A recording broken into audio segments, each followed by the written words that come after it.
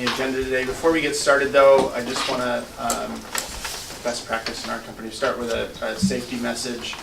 We went through exit information last time, but Gary, I'll ask you since you're a host here in case we do need to evacuate or something to lead us out. But also, I was just thinking on my way down here, school's starting for a lot of young kids, and it reminded me, in the summer there's less activity on the roads, and we're getting back into where we're going to have buses and kids running around. Not so much on campus here yet, but I imagine in the next couple of weeks there'll be a lot more activity. So just a reminder to stay alert when you're out driving, because when the schools are in, there's a lot more things to potentially get out there and kind of get in the way on the roads and to look out for. So just a reminder there. I don't have a whole lot of other opening remarks. Hey, Bob. We're going to get an update from April on the VNEC activities, and then focus really on input into the Virginia Energy Plan. Really appreciate the VNEC group's activity and taking the lead on that, but we'll get into that. But is there anything else before we move on to the formal agenda that folks wanted to bring up? Yeah, I think we're going to switch, so we're going to go into the energy plan first, and then I think April will update us on. Okay, great. Okay. Or maybe we'll kick off with Will just giving us an update about the progress of the energy plan. Yeah, if we don't mind, just to get the business out of the way first. Did anybody have any changes or updates to the meeting minutes? We had the March and the June meeting minutes that were sent out beforehand. Were there any changes? I didn't see anything as I went through them, but. Okay, so can I get a motion to approve the meeting minutes for the March and June meetings? Second? Okay. All in favor? Great. Okay. So yeah, Will, do you want to give us an update kind of on where we are? Sure. Last meeting, I know that Mike Skiffington gave this group an update on Senate Bill 966, the Bridge Transformation and Security Act. And as I'm sure some of the folks in this room, April attended the June 25th stakeholder kickoff meeting for the energy plan. A lot has happened since then. A lot has happened more with this energy plan than the previous two energy plans. We've had a real focus on stakeholder engagement. So this plan, as you know, is going to be somewhat guided, or starting point is Senate Bill 966. And so there's some cross-cutting themes from grid modernization that was clearly in the bill, resilience, and the disproportionate impact to some of our communities around Virginia. The report's due October 1. And it's going to be a 10-year outlook. We've had 5 state listening sessions, public listening sessions around the state, one more to go this week in Northern Virginia. And we've had about a dozen other meetings around some of the more targeted efforts that are in Senate Bill 966 that we're looking at for this plan. So energy efficiency, electric vehicles, advanced transportation, energy storage, offshore wind. There's one more, Eric, I know. Energy efficiency. We've had a pretty good amount of comments that have come in through the website, 256 as of last night.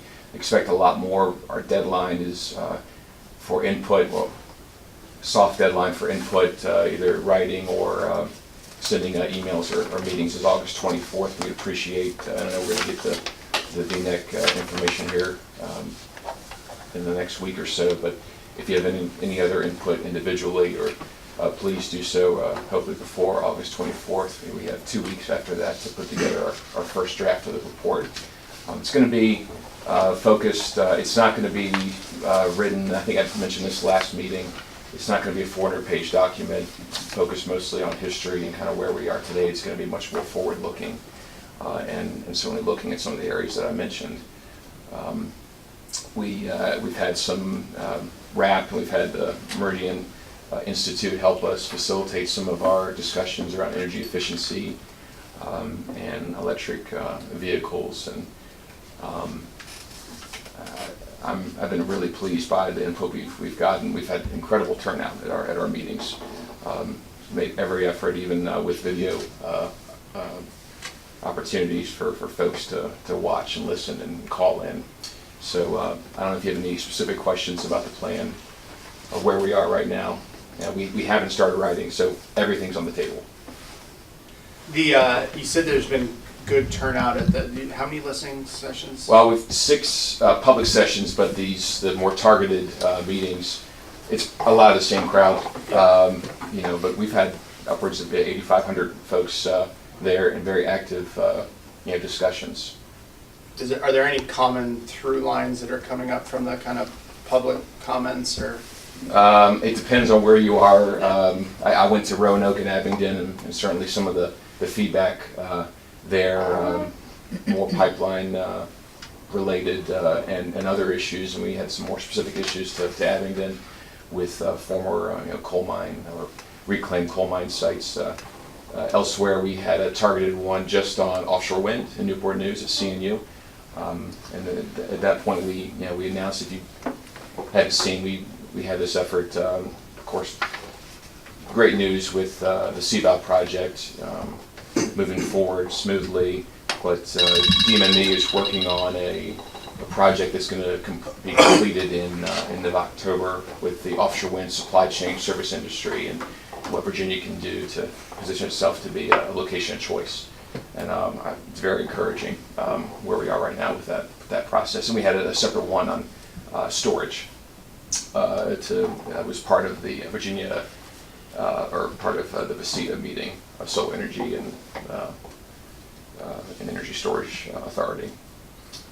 Out of curiosity, how have the other authorities approached their recommendations to the energy plan? Have they made any recommendations yet? And do you know if they have not? Do you know if they're planning to? VALDA, Offshore Wind Development Authority, is working on some sort of letter.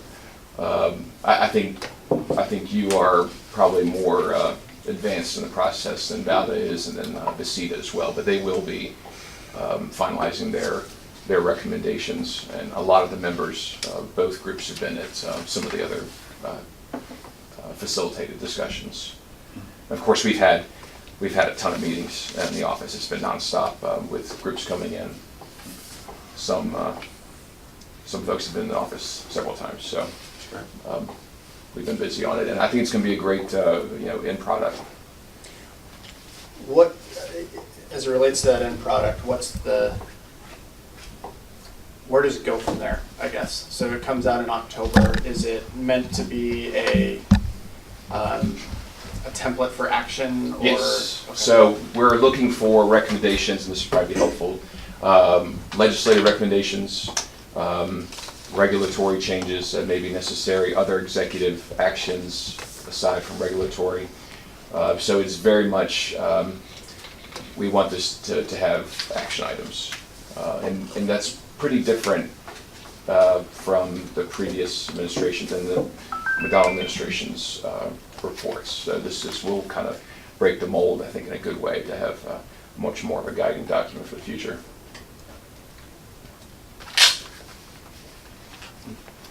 I wish we had more. If there's so much, we have this much information, we have to try to, in the next couple of weeks, distill it and go through everything. So I appreciate the comments that are going to come in. I saw the draft letter. But if you have any individual comments, please share with me individually or through the website if you want to keep your name off it. What's the website again? It's the Town hall, I think, right? well, yeah. So you can access the energy plan website through DMME's energy plan page, and I can give it. I can send that out after. through email. I can send that. It's not short, of course. Any other questions for Will? I'll just mention there all of our presentations, all the agendas and the meetings that we've been able to capture, who's attended. Everything is on that site, so we're trying to be as transparent as possible.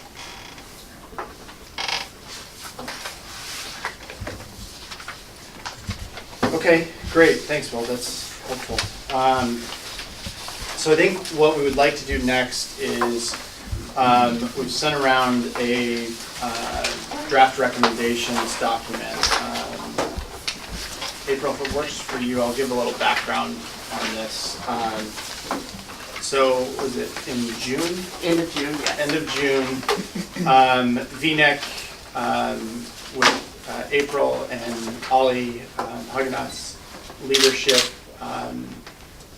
participated in a meeting with DMME and others working on the energy plan to kind of give them an overview of where VNEC, I participated via phone on that, and kind of the, what's happened with VNEC over the 4 years since it was established, and then kind of also, but it was more kind of forward looking as to where maybe the nuclear industry and the Commonwealth can go. There were some more detailed kind of recommended areas of action, and where we thought that the various agencies, VEDP and VNEC could work together. Out of that, April and the VNEC group kind of pulled together this document with kind of recommendations that could formally go into the energy plan as a joint recommendation from VNEC and VNECA. So it kind of would capture in one common area for the whole group. You can see where we centered those comments around kind of these are the major areas I would say that VNEC has focused their activity on, and then kind of some specific actions and recommendations or points of interest, I would call it, under those areas that we think can help kind of move things forward in Virginia. So the idea that we had with this is that it would, like you said, go in as a common set of recommendations from both bodies under a cover letter signed by both Ollie and myself, so that we can kind of jointly send those in. So what we'd like to do today is discuss this.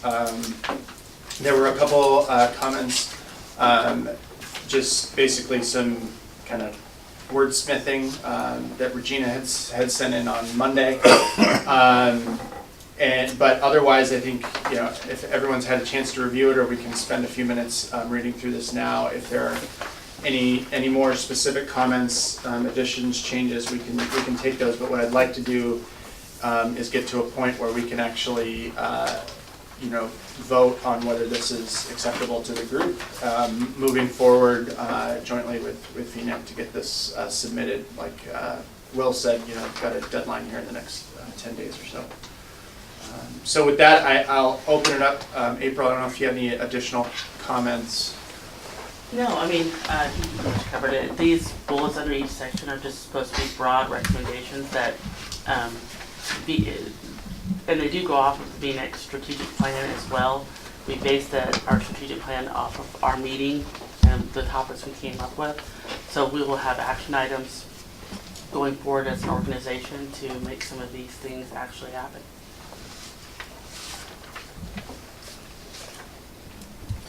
Yes. I'll preface this with, I'm well aware of the timeline, but based on the comments from DME, I guess my question would be is are there enough specific, or is this a specific enough set of recommendations, or would DME like for more specificity? And I mean, if you're looking for a task-oriented plan, are these too broad? I don't think they're too broad, no.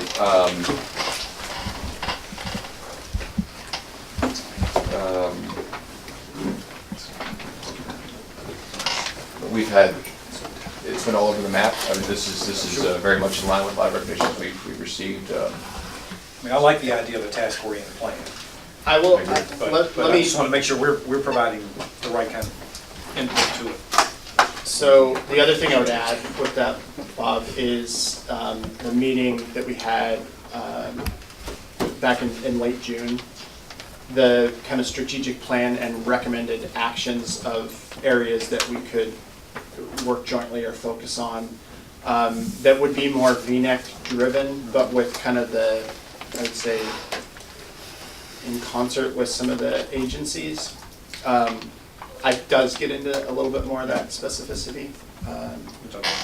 And I think that is probably, as with anything, that's going to evolve, right? There'll be new things that come up, new areas of action. but they'll probably, I would imagine they would fit into these buckets. I mean, for instance, you all know that we've been working hard for a couple of years now on workforce. That's included in here. The cluster is included in here. We are continuing to work with the governor's office on that. You know, I don't have a specific timeline when we'll have a 17th cluster, but I do believe that that is definitely a possibility here in Virginia that something like that can happen. So we're still working with the governor's office on that. On the cluster idea, I know that we're not the only ones that are going to mention that in their recommendations as well, so that helps. So they'll hear from different sources.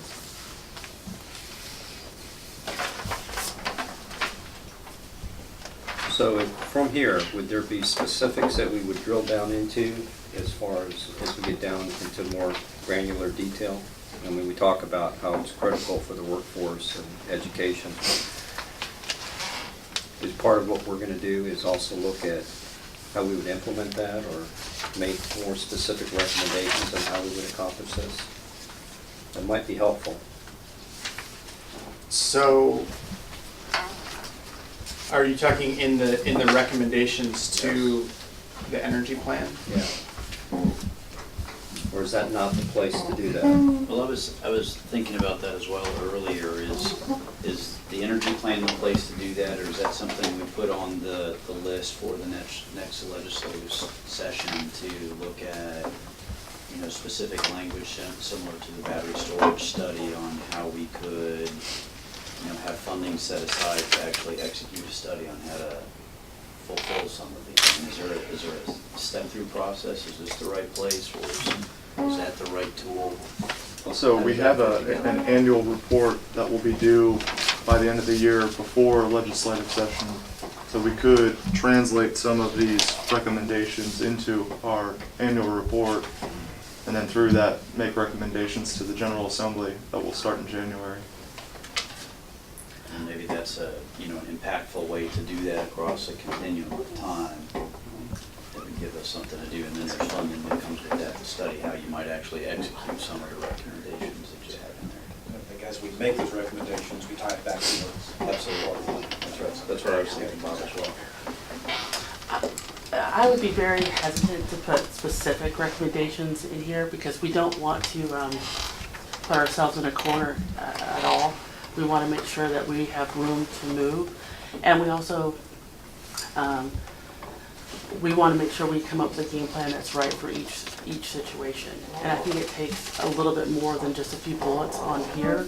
So if we keep these, they're specific but general enough that we can move forward, I think is a better move on our part, and also gives the governor and the staff an idea of what we're looking at, and also bring other ideas to the table as well.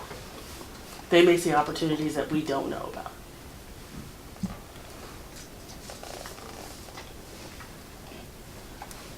So I think that might be, as Eric suggested, that might be a good action for us going forward as we look at, I mean, we're always looking for ways to make our annual report a little bit more useful. Not that it's not useful, but try to keep it from just going on a shelf. And that might be something that we should consider. As maybe it's specific that we're building out from here, that we look at recommendations from the work this year going into 2019. Because, well, remind me again, this is kind of looking at, this is a 10-year look ahead, the energy plan. Is that kind of the 10-year, but you know, the next governor will have Sure. his or her own plans, so depends how you look at it. 3 to 4? But yes, 10-year. First, my apologies for being late. No problem. There's traffic. It's more traffic than I've hit before. I like the emphasis on the workforce. There's an awful lot of emphasis here on degree and education. I wonder if we could put a separate bullet in on skilled craft. I know we say skilled labor, but maybe emphasize that a little bit more, because if we want to maintain, this might work, but if we want to grow, we need a hell of a lot more skilled craft people. Agree.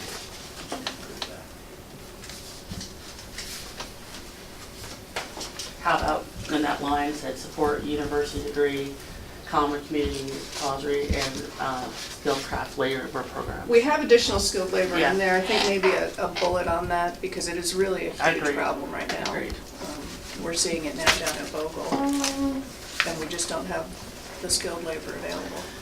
Yeah, Newport, they're always putting stuff up about Yeah. meetings. Yeah, Labor, we're I agree. working on it every day. And what we're starting to do is cannibalize other projects, and I don't want to do that. Okay. So you're kind of suggesting just making, A separate taking up bullet. 3 to 4 bullets? Yeah, of Say a pretty much the same thing, but have its own- specific yeah, that makes skilled sense. craft, as opposed to Lumping it in with lumping it everything. in with the degrees. That makes sense. I agree, that makes I sense. agree with that. So as long as we're in that paragraph, I think I totally agree with that comment, but in that's, I'm looking at that second bullet under workforce. So, we have all this about skilled workers necessary to continue creating high-paying jobs for Virginians to sustain the nuclear industry. So to pick up on Colleen's comment, sustain sounds awfully passive, and I think we could say sustain and develop, or something like that, or enhance. I mean, something that sounds more future-looking than sustain. Could I make a similar comment under the first bullet under promoting? Recognise and support efforts is about as wimpy as you can possibly get. Can we empower? Well, it wouldn't empower because we are, legislature did empower us already, so I'm not sure of that. Recognise and support. How wimpy can you get? Efforts. It's not even that we're doing it, we're just trying. Defense of the Not author, I very don't know who it well. was, That's the we've used implication. that similar language in the past, so, Yeah. Well, I'm the author, so it's okay, Alright. I'm not gonna be offended. But I'm okay with changing it, but I'm not sure about empowered, because I think they did empower Can you us. find something a little more? Okay. Not PR speak? Well, even if it is PR speak, but we're, passive. but it's too passive. I think we ought to be trying to find more active ways of expressing what we're looking for here, rather than trying to back into the corner in the least obtrusive way as possible. Would it be helpful to include a statement, or maybe it's already obvious, but that investment in any of these areas, whether it's education, technology, has broader impacts, in the sense that there's the concerted effort for education and energy technologies, that investment will also benefit other areas.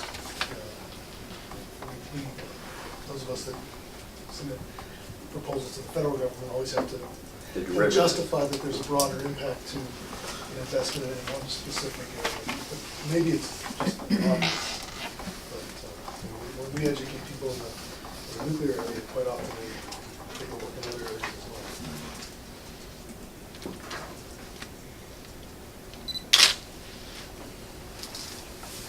So maybe I can make a comment on the first bullet under new technology. As a DOE person, DOE put out $60 million this year for R&D simulations. BWXT got one of those awards, but it seems to me that all of them require matching funds, and somehow it seems to me that this body could be functioning in a way to try to encourage groups. They all go to private-public partnerships, so we would be in a position to try to put things together on R&D. So it's that sort of idea got a bit hidden in the wording here, but that's what I was looking to try to sort of encourage, to give us actually an active role of seeking out these funding opportunities and trying to put together a proposal for it. That covers simulation, it covers new technologies. So, I would say that's something that VNEC has proposed in their strategic plan to support companies that are, or I shouldn't say companies because it's not all companies, support Virginia organizations that are going after these funds. So, because I don't think it's not necessarily VNEC's role to be the to help lead those efforts, but rather when there are consortiums within Virginia going after these, to be helping support advocacy for them. And one of those ways right now is what we're working with is the Economic Development Department and making them aware of these programs and that there's an economic benefit to the state to be engaged on these opportunities with companies and with the universities. And I mean, that's one of the, I mean, are we not getting to that? Because we do say, you know, matching fund requests could be coming from the state. That's one area where the Yeah, Commonwealth is. yeah, but it's more the idea that since this is a body that has industry, universities and the rest, this is a place where we should be disseminating that and actually encouraging collaboration where maybe it wasn't before, rather than waiting that somehow a group of people get together and come talk to you, and then we say we support you. So I guess I'm always a bit more active than sitting back and saying, oh, let's hope it works.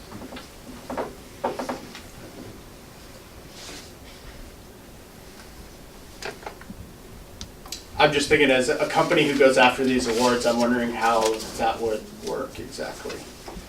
I don't know if, from my perspective, I'm not sure if VNEC or VNECA has the expertise to say, you know, hey, you three, you should go get money from DOE or something. I don't know. I don't think we should be telling you to do it, but Yes. it's certainly encouraging Sure. collaboration between industry and universities, and this is one of the places, and these are very often public-private requests.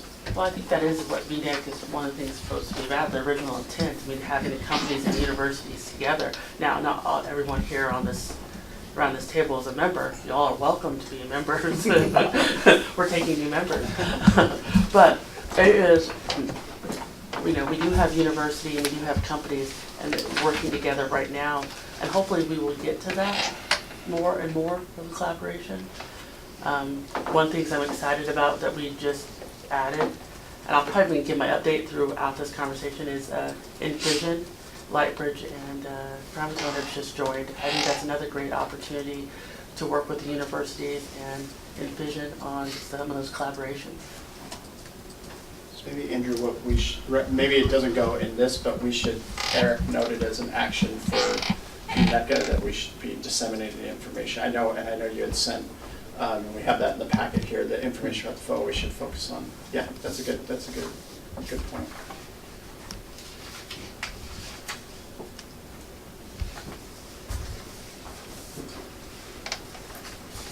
Other comments on the recommendations document?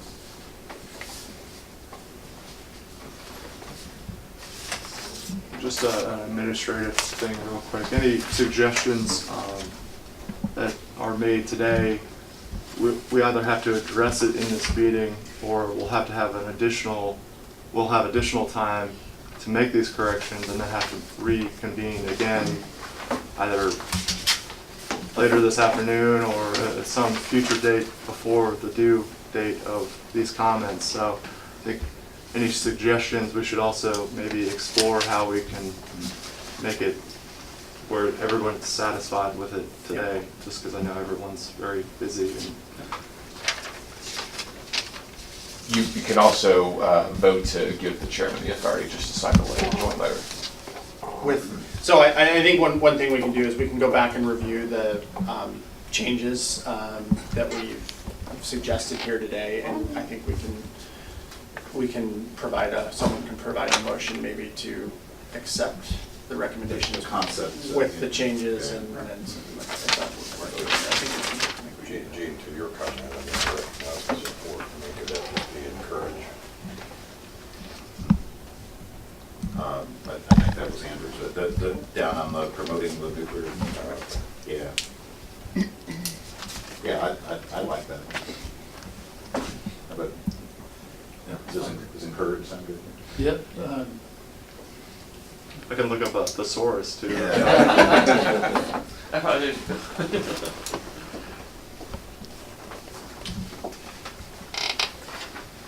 Thesaurus for synonyms for empowerment.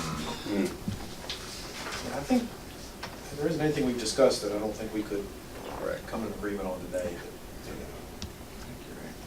I mean, Colleen, I think your your point is well made on the need for a focus on skilled craft. I mean, we certainly deal with that regularly. You could even, if you wanted a fourth bullet or just a last sentence on the third bullet, just basically what we're saying is specific attention should be given to the development of skilled craft labor. And I agree with colleagues, though. I do think it needs a separate bullet. I think we really do need to make sure that it's pulled out of that paragraph and highlighted. Yeah, I mean, I would agree. it's covered within that second It bullet. is covered. So you just split it up. It and just make have it to a- pull it Crack out. it into two It just needs to be highlighted, not to get lost in the, Exactly. in the. Yeah. Break it into semicolons. Right. Put another bullet. Yeah, I, what about something that sounds like, the Commonwealth should make a specific focus to ensure availability of skilled craft labor force to sustain the nuclear industry. But- Or sustain and And develop. develop, yeah. Yes, where's that the We're looking forward. Well, Tom will write, he'll. Well, since we're trying to be more active, under new technologies and innovation, we say the Commonwealth needs to promote these assets. Maybe we could consider the Commonwealth shall promote these assets and capabilities. Let's be a little more active. Yeah, agree.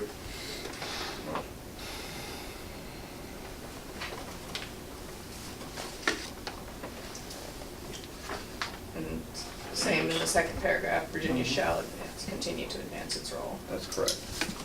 Just to make it consistent.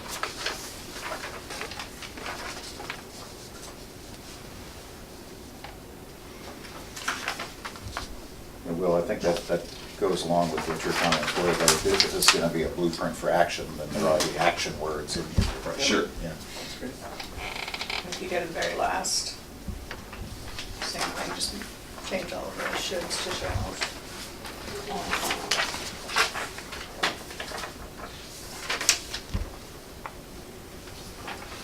Now, Will, how much are you guys gonna edit our recommendations? Well, I think once you submit the recommendations, then it goes into the box. The box You just of gotta- edits? Okay. I'd say that for the previous energy plan, the 2014, each authority made their recommendations and they were included word for word in the energy plan at the end. There weren't any edits to any of the authorities' recommendations.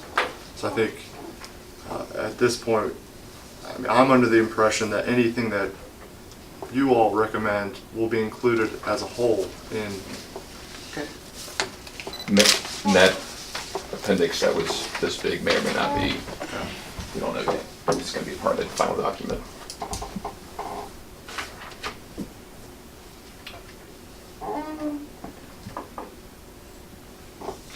Okay, so, I think I've captured most of where we are looking at changes. Why don't I kind of go through those and then we can see about a motion to adopt those. So in the first bullet under workforce, would change after the, in the second sentence, say, to support the requirements of this workforce, Virginia shall establish an energy workforce and education pathway and adopt an energy workforce cluster.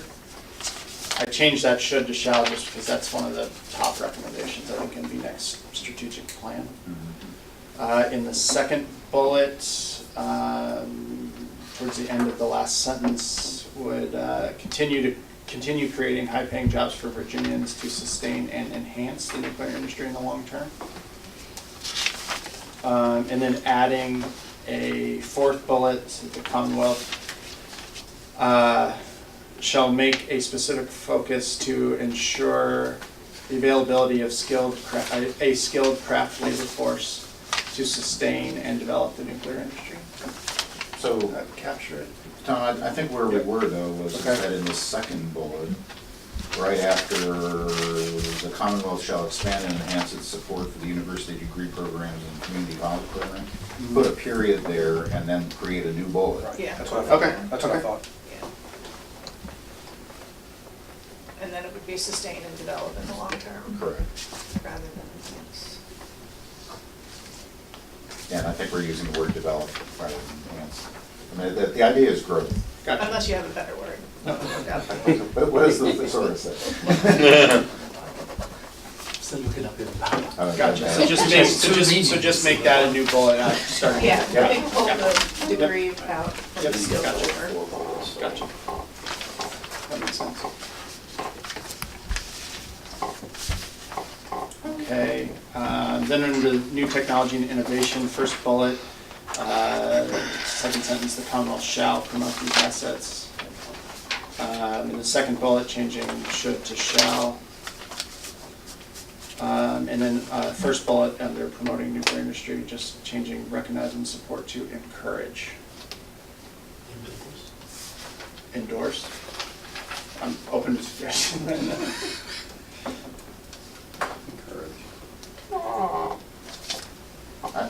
I'd be okay with endorsing Yeah. there's something specific, but I'm not sure there is anything specific. Encourage them. Okay, since we're getting really picky, Yep. first bullet, can we change Virginia's well-positioned to become to be? Yeah.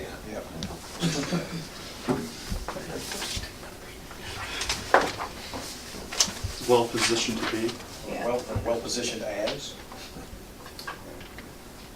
I just, yeah, again, we're getting picky now, right? Sorry, I think which- the idea where is that- was Colleen? The first bullet under new technology. Oh, okay. But the idea is, we already are and can be better, as opposed to we want to be one. And that's, I think that's the, So as, B is in the item holder. yeah.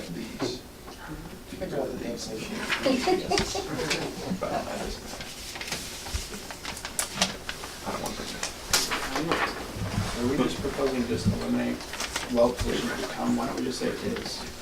Is it what we're saying? Yeah, is that what we're saying? If Bob says we are, we are. Good, I think we are. Yeah, Virginia's a global leader. I like that.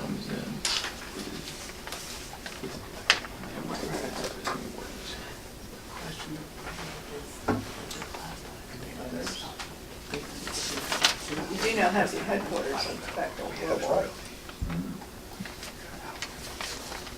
Okay, so then what I think I would ask for a motion on is to, or the plan would be then to submit this under, with a cover letter from VNEC and VNECA. So I think we need two motions. One to approve the recommendations as amended, and one to provide me with authority to sign the letter and submit them on VNEC. So I would move that we approve these recommendations as amended, and at the same time, provide you the authority to work with staff on any minor editing issues to complete. I'll second. Second. You're seconding both. Yes. All in favor? Did you capture that? Aye. Opposed? Okay. And do we have a motion to submit these? Or I guess we don't actually need it. I think we're fine. I can sign and submit them. Unless you need a motion that authorizes you to sign it on our behalf. Is that- Do we need that? Well, so the authority just, I think, agreed to submit these comments Correct. as a whole. And then I think the second question is if there should be a cover letter that goes along with these recommendations. And since we're not going to be reconvening, that authority would have to go to the chair. So And there- and what we talked about is doing a joint letter between VNEC and VNEC. Holly and Tom would sign a letter. What's that? Yeah, which probably is a little different. I think, If you're co-signing with another organization. yeah, that's what we're. It's small, but just to be clear, Yeah, I think it'd be worth being clear on that. I'm happy to provide a motion to authorize you to jointly draft and sign a cover letter submitting the recommendation. We have a second. All in favor? Aye. Aye. Opposed? Okay. I guess And obviously, we'll send around all the final, yes, it is submitted, so thank you. And this is not to say that individual companies and organizations can also submit their own comments. And should. Shall.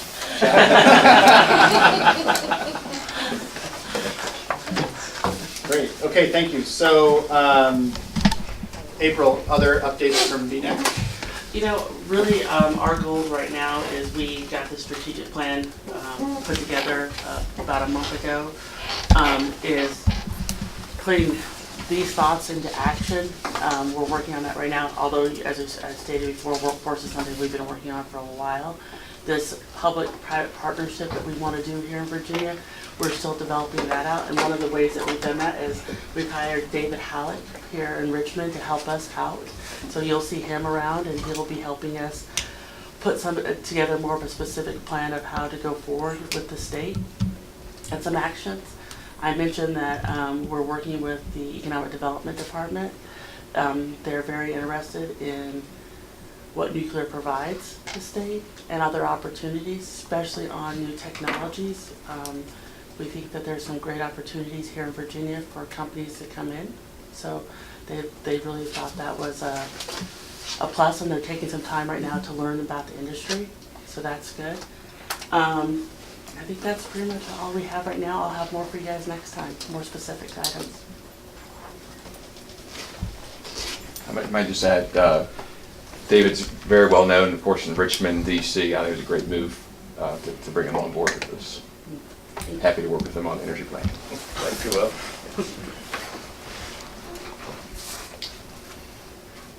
Okay, thank you.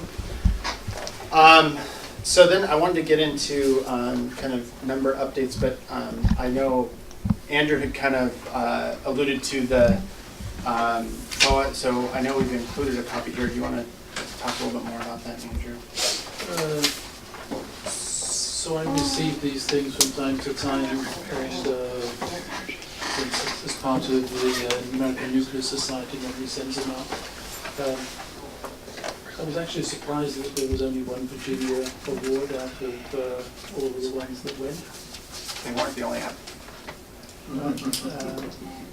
And somehow I'm very much in favor of the idea that we should be pushing the R&D. Most companies are not going to want to share what they're doing today, but are more willing to work with other people on joint things for future projects, be that small modular reactors, be that new fuels, be that in a particular baby using accelerators to burn up waste. Any of those things would come under that kind of an award, and none of which at the moment would sort of, since most of the companies are not deep into that, would probably most of the awards are going to joint companies chasing that kind of thing. So I do believe that there's an opportunity for Virginia, given the concentration we have here, to actually be trying to sort of say, well, how can we set up a consortium to go after one or more of those, and then getting universities on board to be supporting that, because much of this is into the future, and that's where you get free labor. I think it's a really good point. I will say, because I've been around or exposed on this FOA this year, and I think not only looking forward, so they're in the round 3 now. I guess submittals went in at the end of July, and awards will be made or announced by the end of September. The funding profile for fiscal year 2019 looks very good. So I know it's DOE's intention to continue these quarterly opportunities, and then in addition to that, the ARPA-E program has been running FOAs on even more, I would say, advanced projects. So one thing I think might be helpful is a reminder that as we see these announcements that come out, like Andrew shared this with Eric, is as much as we can to socialize it with this group, with April. So because I know VNEC has engaged in the past where there's been consortiums of universities and Virginia companies that have gone after specific awards to, write letters of support or even engage the delegations and support. So I think it's really good, but we need to make sure that we flag things for the group, that'd be good. So we live and die by FOAs, and one of the things that you learn rather quickly is that if you wait until one arrives to say, let's get together and come up with a proposal, you're dead from the beginning. So what I'm trying to suggest is that we should be identifying which are areas that people would be interested in working together and actually preparing something, given the fact that you can probably guess from this year's request what next year's is going to be. I think that's a great idea. DOE does this, it doesn't do that. What I'd like to suggest that maybe I set up a meeting with you and Ali, and maybe we can come up with some ideas on how to do that and work through that, because I think that's part of our strategic plan, we need to be more aggressive on some of those issues, so I think that's a great idea. And I think it might would be worth having something as kind of a standing agenda item on these meetings as well, because like you said, especially the FOA for Office of Nuclear Energy is going to be a rolling 5-year, they may update what they're looking for, things, but like you said, they don't turn quickly, so they're going to keep down this path, and there's going to be multiple opportunities. And I think targeting opportunities for here in Virginia is what we need to be looking for in the future and be prepared for it. So the other thing that seems to work well, they don't sort of like newlyweds, because the odds that your group you put together just for asking for the money is going to divorce soon after, that's sort of kind of high. So if you can tie it back to, we've been working together on VNEC for this period of time and we've got this sort of working relationship, that reduces the risk for the funding agency that it's all going to collapse.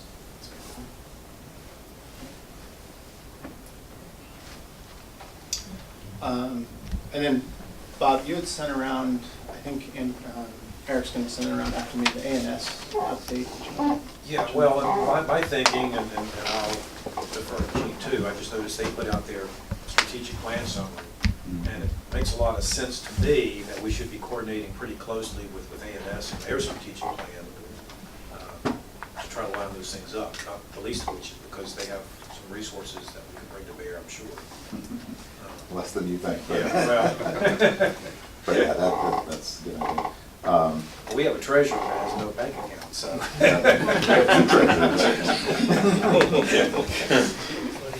But yeah, even without the resources, the idea of aligning messages and aligning where we are putting our resources to me makes a lot of sense. Yeah, those of you that get the various, at the ANS Daily News or whatever, there is a program which we are now rolling out starting this fall in middle schools around the country, this new thing that's being done in conjunction with the Discovery Channel. And it's basically going out and impacting directly the middle school science curricula to have up-to-date and reasonable information in there about nuclear energy and how it works, because what we found is a lot of the textbooks and a lot of the curricula just ignored it. They're out of date. Right, they're out of date, right. So there's about 50% of the schools in the country use this discovery program directly, so it's already been plugged into that process when we're looking at expanding it. And just a comment, a reminder, I think Sama spoke about this when she was here at the last meeting, but ANS did provide a grant to the VCU ANS students here for some outreach programs that they've been doing. And we signed on with them for that program as well. But I just think in general, getting our voices aligned just makes a lot of sense. It seems like a simple thing. Yeah, it might be worth, Gene, thinking about for a future meeting, having maybe just a short update on ANS's activities or presentation. We can talk about that. Yeah, remind me about that. Since I'm not directly engaged anymore, it's going to require a little research. Sure. So remind me of that. Absolutely. And I sent that information to my son's school principal, so. Well, good. That's a good idea. So I had one other update. I wanted to remind folks, one of the things we mentioned to the governor's office in the meeting we had with them was we talked a little bit about this at our last meeting here. We focus a lot on what can happen inside the boundaries of the Commonwealth for the nuclear industry here. But I think it's important to remember that the governor especially is also engaged in broader policy discussions that might reach outside of the Commonwealth's boundaries. And specifically, I think in 2019, we've got some debates that are going to be happening in Pennsylvania and Ohio about the sustainability and the maintenance of the facilities in those states. And I think for our group, we need to remember that has an impact here in Virginia as well. Plants go offline. We have a lot of companies and universities that are either directly or maybe engaged ancillary to facilities that could be impacted there.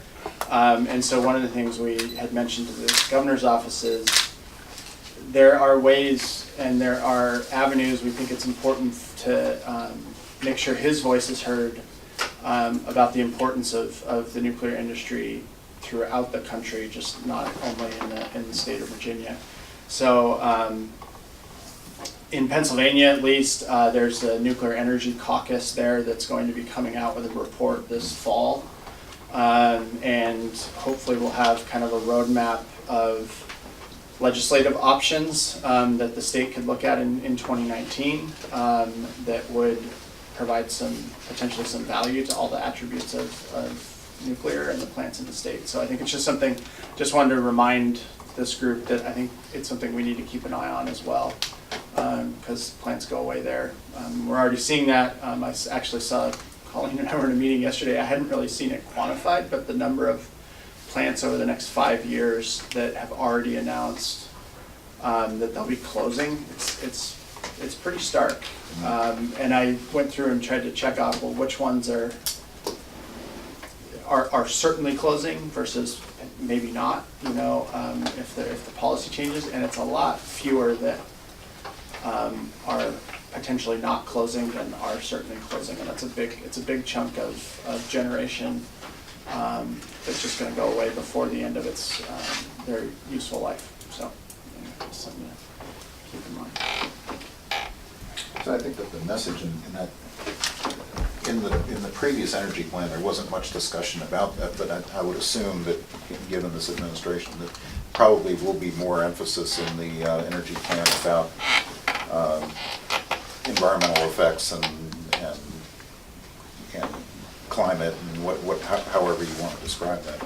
The message continues to be in all these states is that when these plants shut down, then they are replaced by fossil fuels, but natural gas primarily. But the point is that there is this illusion that somehow you shut these nuclear plants down and somehow the missing generation is made up by wind and solar, and that's not the case.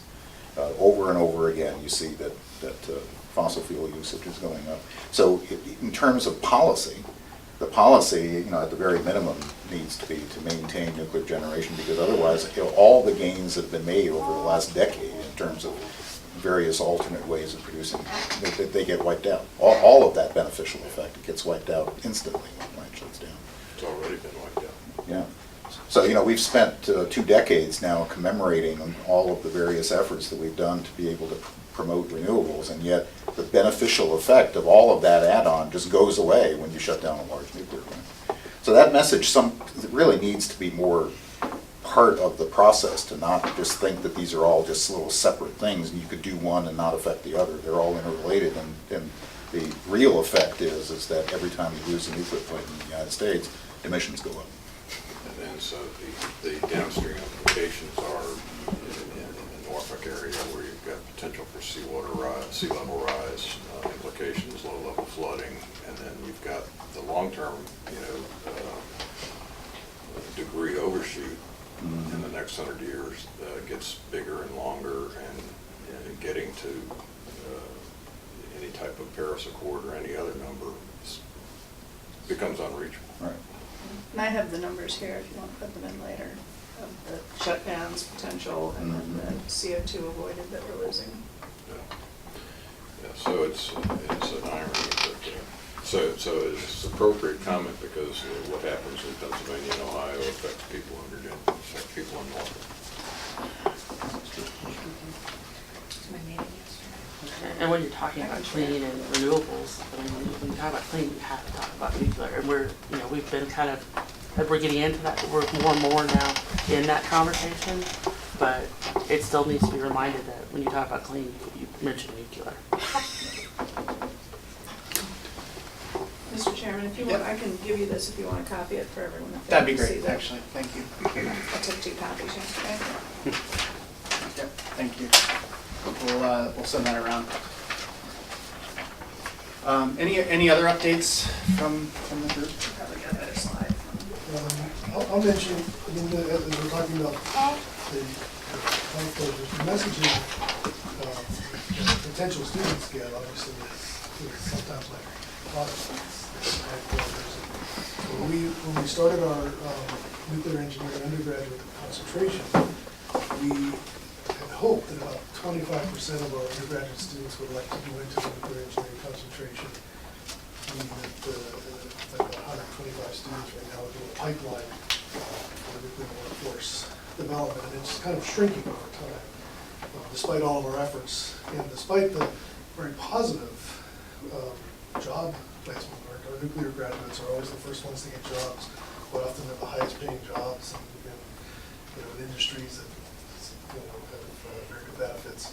So we created a new undergraduate freshman laboratory with a lot of nuclear content to sort of try to, because at VCU the students elect to go into the nuclear concentration as sophomores, so we have 1 year to sort of educate them and have this captive audience and play up all the positive benefits of a career in nuclear. And yet, despite all of our efforts, year by year, the last few years, the percentage of students that are electing to go into the nuclear concentration has steadily decreased. I'm just wondering if this group has, I mean, as we talk about action items and investment in workforce development, we can invest all the great new laboratories and their faculty, and we have very positive things to say. As you know, the VC is hosting the student conference next year, and we have 400, roughly 400 people here in April, which is creating a lot of buzz and energy. But we still have this difficulty, and it's mostly, I think, perception of students are trying to elect a career. Those that go into engineering are still reluctant to elect nuclear. And we don't, they get a degree here at VCU, they get a degree in mechanical engineering, but they have an optional, separately accredited concentration in nuclear engineering. And so they both, in some ways, are the best of both worlds. They have double accreditation, mechanical and nuclear, with a degree in mechanical. But despite all of that, they're struggling to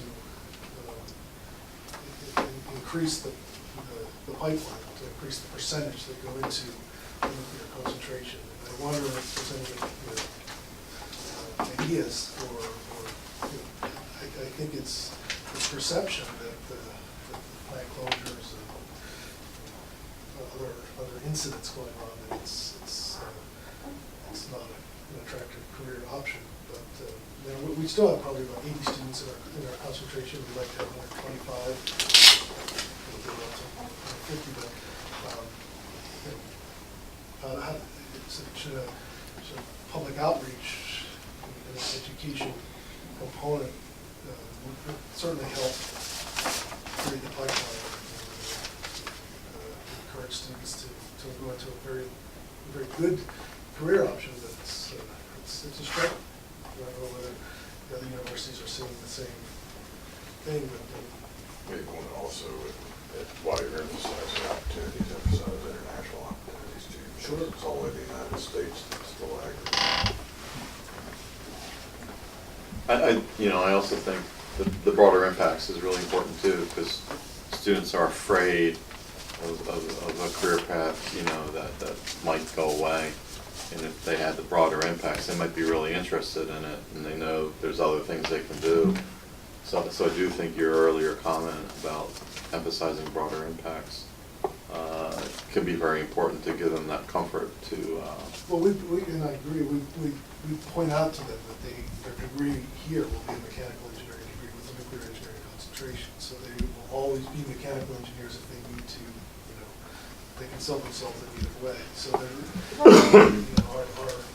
they're, But even more than just leaning on the mechanical engineering degree, what specifically about the nuclear concentration, what skills do they get in there that could enable other opportunities for them? and that's, Exactly, there's a lot of them, and so really emphasizing that. we have those kind of, that's the kind of stuff we're bringing into the freshman laboratory to sort of show them what all the different pathways are. And, we talked at some point about, a separate degree of BS in nuclear engineering to parallel the BS in mechanical engineering. But because of the struggles we have, we decided that giving them sort of this dual accreditation on the mechanical engineering degree was still the best scenario. Because, we're still a relatively large, nuclear programs are small, so if you look at the size of our nuclear concentration, it's similar to the size of some nuclear departments, and I think largely because they are branches, they're still under the umbrella of a mechanical engineering degree. But we'd still like to make it larger.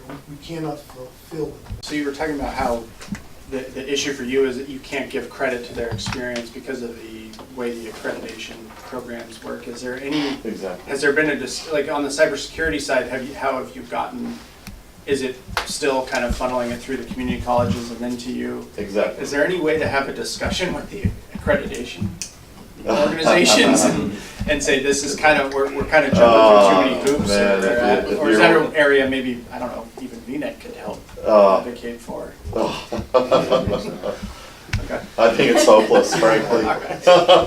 But I know because of some of the workforce I've done with, the community colleges are big and there's a lot of opportunities that they do provide on this. It'd be interesting that, I noticed, I don't think there's anybody here from a community college that, system that we should invite and talk to them and start this conversation with them as well. Well, we do have a seat. We do have a seat on the authority for the community college. He's just not here today. No, but the Virginia Community College system, and we have Will here, but he has a counterpart in the. Oh, you mean in the staff? In staff level. Yeah, okay.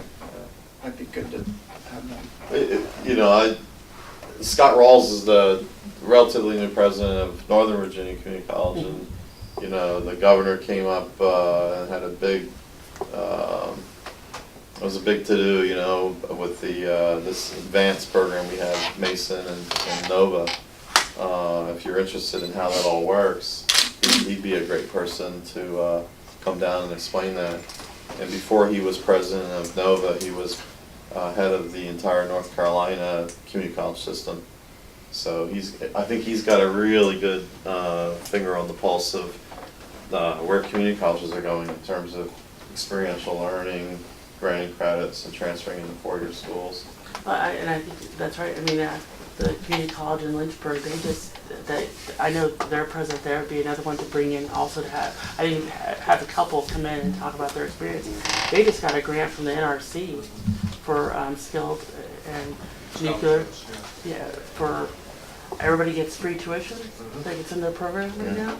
So and then I know that Newport News has a program as well. Well, I'm going to throw something out that ties into the cybersecurity and also with the nuclear. An area that we're researching right now on the cyber side that may translate or parlay. I'm sorry, say that again. Yeah, I'm going to throw out something that we're experimenting with and looking at on the cyber side that may impact how we could look at on the nuclear side. Is we're coordinating with some of the military as far as their needs for cybersecurity and working to see if we can create a curriculum that meets the military needs but also has our accreditation. And then, because there's such a high washout rate with the military going through some of the cyber training, but this gives some of the students that are going to college some of the training that they would need in the military, and it allows the military to then recruit from our classes.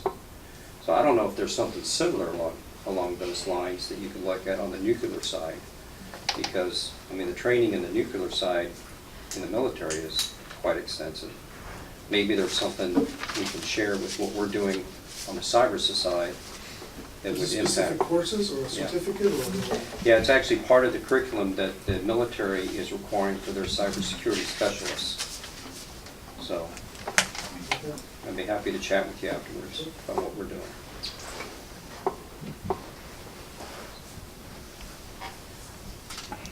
Great. Any other updates?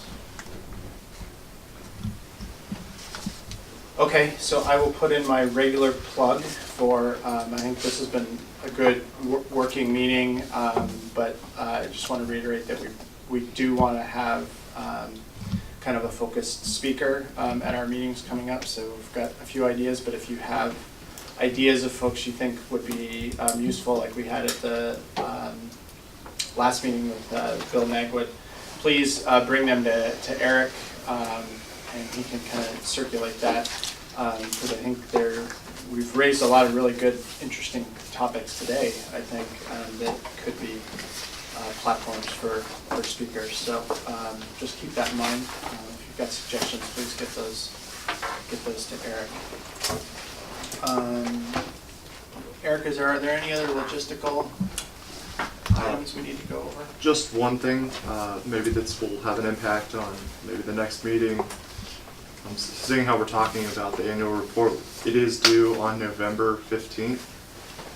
So that's something that we should take into consideration if we want to have one meeting dedicated to proposing ideas and then another meeting to vote on the annual report, or we can take a similar approach to how we did these DEP recommendations, where people mail me suggestions. But Yeah, so I think what I'd propose is we look at potentially an October meeting, maybe a mid-October meeting, and we can do a doodle poll as we've done in the past. And what I think one of our items should be there is to, in advance of that meeting, is looking at the recommendations here and consolidating with Eric some action items that we would want to include in that report, and then maybe we can shoot for it. Maybe even if it's just an outline of the report or what, because I know I guess we would have to reconvene before that report is due to vote on it. So we may need to think about that, but I think we should focus on trying to have that, at least the framework done, so we can have some sort of quick vote on that. So if it's all right with everybody, I think we'll focus on something in October. And we'll get a poll out to everyone. Okay. All right. Unless there's any other comments from the group, we will open it up to public comment.